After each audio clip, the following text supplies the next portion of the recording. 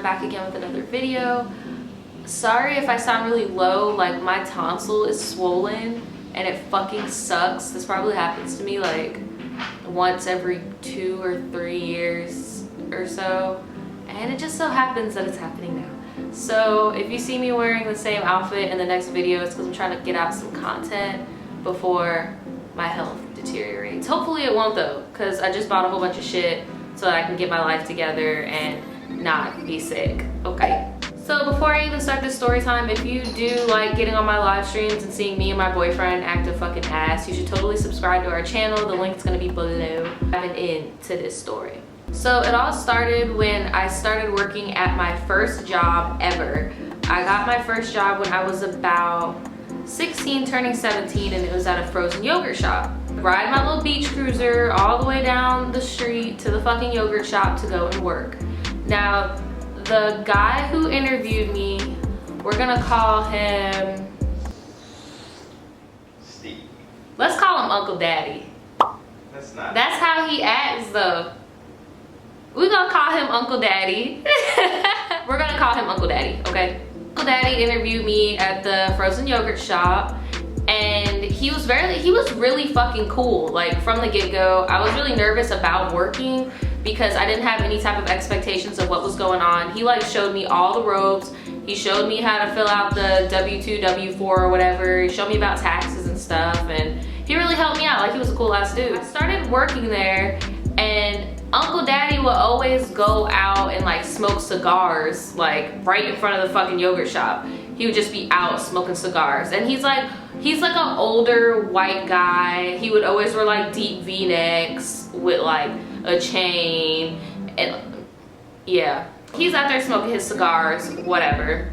And I would just be chilling in the frozen yogurt shop. The job was hella easy because it's like everywhere, you just make your own fucking yogurt. And then I'm at the register, I weigh the yogurt and I cash you out. I would have to clean the yogurt machines and restock the snacks, but it was easy as fuck because you only did that at the end of your shift.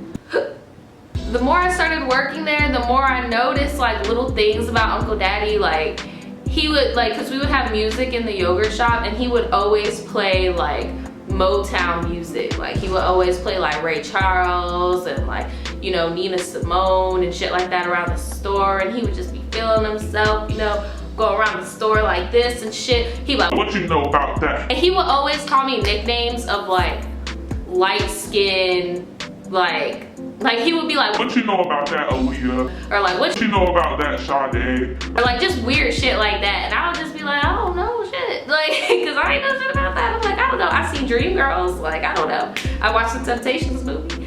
But yeah, that's how he would act. I remember it was around like prom time, and I had gotten like my first ever sew-in, because if you guys know, I've been natural my whole fucking life. But I was like, you know what, I want to do this prom with a bang. I'm gonna get a sew-in. So I had like bundles in, you know, and I just walked into work one day, and he was just like, oh, okay, Pocahontas, I see you. I see you, Pocahontas. and like at the time I really didn't think of it as flirtatious because he was like so much older than me. And then I don't know if any of you girls like of color can relate, but usually white men like don't, when I go out, I do not expect a white man to be looking at me and be thinking like, oh, she cute. I don't know why. If you're black and you have that similar experience, let me know. Maybe I'm just being weird, but it's never my first instinct when a white man is giving me a compliment like that I think he thinks I'm attractive. I don't know. It might just be me. But I didn't think anything of it. You know, he always complimented me, whatever. Then one day he was just like, my wife is gonna be coming through the shop today, so you know, make sure you treat her right. Because sometimes he would just like leave me alone in there and it would be straight. So he left me alone in there, and then like some white lady came in, right? And you know, I was like, okay, cool, cashed her out, whatever. Then a few days later, he was like, yeah, all right, so my kids are gonna be coming by, so you know, let them get whatever they want, blah, blah, blah. Okay.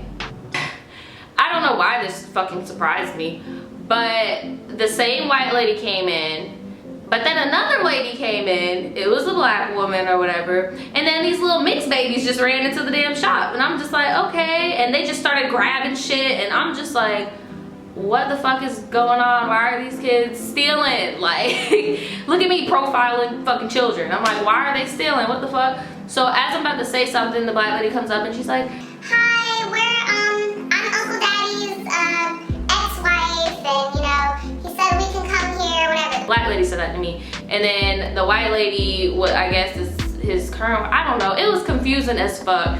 Anyway, he had like 2 little swirly babies running around, whatever. And after that, I stayed at the job a little bit more, stayed at the job a little more. These kids kept popping up, whatever. I remember one time I came into work and I had smoked weed. If you know me now, you know I don't smoke weed. But I came into work high one day and Uncle Daddy noticed and he was like, oh. So you like to smoke weed? Yeah. Oh, my daughter likes to smoke weed. And he showed me a picture of his daughter, and his daughter was like my age, and she was a white girl. So I'm trying to think of all the things going on in my head. So I'm like, okay, you have a current wife who's white, and then you have an older white child, and then you have an ex-wife, but then you got swirly babies with her.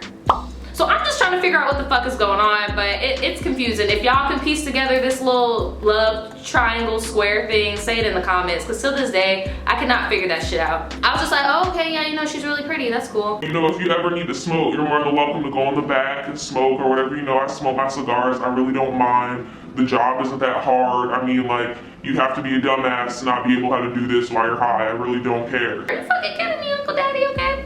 Time went on, I thought this was the best fucking job ever because I got to do whatever the fuck I wanted to do. I got free frozen yogurt, I got to smoke my weed and make money, and my coworkers were like laid back as fuck. So then, Uncle Daddy pulled us all into the kitchen one day and he was just like, yeah, so we're closing. And I'm just like, what? I'm selling this franchise. This isn't what I really want to do with my life. Like, I really want to follow my dreams and open my own business, so I'm selling the franchise. But why? Like, I like working here. And he was just like, yeah, well, I'm selling the franchise. It is what it is. So then these new people came in, they gave us new interviews, and they only hired all my coworkers that were currently in college because they had more of an open schedule. And like me and the rest of the people that were in high school got cut because, you know, we had to go to school. So yeah, that was that. And then I didn't work again until my freshman year in college, and that's when I started working at a fashion boutique. I was working at the boutique. I got a text message from this number and it was like, hey, how are you doing? And I responded and I was like, hey, who is this? And he was like, it's Uncle Daddy. And I'm like, oh, okay, how are you doing? Great, you know, I actually went out, I started my own business, and I was wondering if you would like to work for me again. I guess. I mean, you were kind of like the best boss I've ever had. I mean, fuck, like, sure, what's up? Are you 18 yet? Yeah, I just turned 18, like, fuck, like 2 months ago, you know? Yeah, I'm 18, what's up? Well, I just started my own cigar company. And I'm just like, oh, okay, so I'm thinking in my head like, this is about to be some like warehouse shit, I don't want to do that. But he was like, yeah, I started my own cigar company and I need some modeling work for the website. Okay, like what type of modeling work? Have you ever heard of Suicide Girls? And I'm like, yeah, I have. Well, go look up some Suicide Girls magazines and tell me what you think.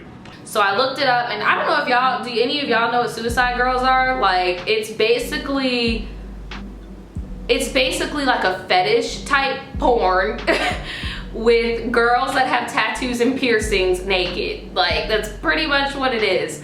So I'm just like, oh, okay. This is what I'm gonna do for you.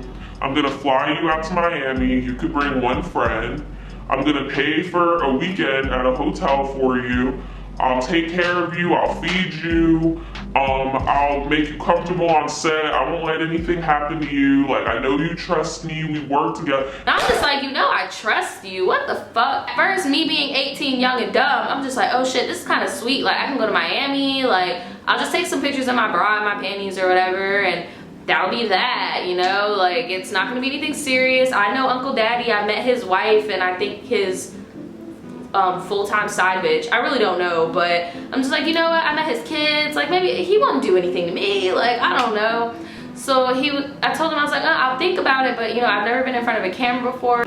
oh no, don't worry, we're gonna show you the ropes, you're gonna be fine, you're so gorgeous, I've always thought you were gorgeous, this is just gonna work, and like, you know, you're my A1 day one. I'm like, how the fuck does your old ass know the fucking A1 day one? I don't fucking know, but okay. But yeah, let me think about it. So I didn't text him back. Then he texts me. Do you have any tattoos? And at the time, I only had one tattoo. I only had a peace sign on my ankle. So I was like, yeah, I have one tattoo. He was like, do you have any other piercings that I need to know about? I'm like, what do you mean? Oh, well, did you actually look up the Suicide Girls magazine thing I told you about? Yeah. Well, that's what I'm looking for. I'm looking for an edgy look. I need tattoos, piercings, you know, like, what's your bra size? I'm like, oh, this doesn't sound good. This does not sound good at all. Like, maybe this isn't what I need to be doing. And I told him, I was just like, look, I don't know if this is for me. And then this nigga had the nerve to be like, oh, well, if you would like, I could just fly you down here and I will give you the camera equipment and then you could do all of the action work and I could get you do self-timer. Like, he was literally pulling shit out of his ass to get me down there. And I even asked him, I was like, are there any other girls doing this? And he was like, oh, well, yeah, I put out some ads on Craigslist. You put out fucking... Wow. So I went to my boss at the time at the boutique. I told her about the whole thing and she thought it was sketchy. So I was like, okay, it's not just me. And she told me, she was like, yeah, you might want to run that by your mom. Like, that doesn't even sound, it sounds a little too sweet to be true. It sounds like there's some ulterior motive going on. He told me, oh no, I hit him up and I was like, yeah, I don't think that this is gonna be like the best decision for me right now. Like, I'm in college, I have a lot of stuff going on, I can't really be flying out, and then I have a job here. You know what this nigga said? Oh, well, the money you gonna be making with me, you gonna wanna quit your job. I'm like, this is sounding more and more like I'm getting scouted to go walk the streets or some shit. He was like, you can make up to $500 a shoot, and you could just shoot with me twice, and then you could shoot with me twice next month, and we can just do this twice a month, and you'll at least be making $1,000 a month. How much do you make at your job now? and I'm like, all right, Uncle Daddy, I wish you the best in your cigar company, but this is not the road I'm trying to take. So yeah, and that is the story. And I have not spoken to Uncle, no, I'm lying. I haven't spoken to him, like, for real, but I remember, I think I saw him like 2 years ago because I went back to the spot where the old frozen yogurt spot used to be at, and I just saw him standing outside of it, and I was like, hi, and he was like, oh my God, hi, well, how are you doing, blah, blah, blah. I'm just like, hey, I'm fine, how is your company and your magazine and stuff? Oh, well, I'm thinking of doing other things with it because it's not really taking off the way I want it to, but it's taking off. And then he pulled like the cigars out of his pocket, and I'm not a cigar person, so I'm just like, oh, okay, cool, good for you. But yeah, that was the last time that I ever saw him or talked to him. If you like this video, you should totally give this a thumbs up. If you've ever been in a similar situation or have been approached by somebody, whether it was online or in real life like this, go ahead and leave your story below. If you're not already subscribed, hit the subscribe button. And if you're not part of the Voodoo Tribe, you should totally hit the notification bell. Wait, no, it's over here. All right, guys, see you next video. Bye.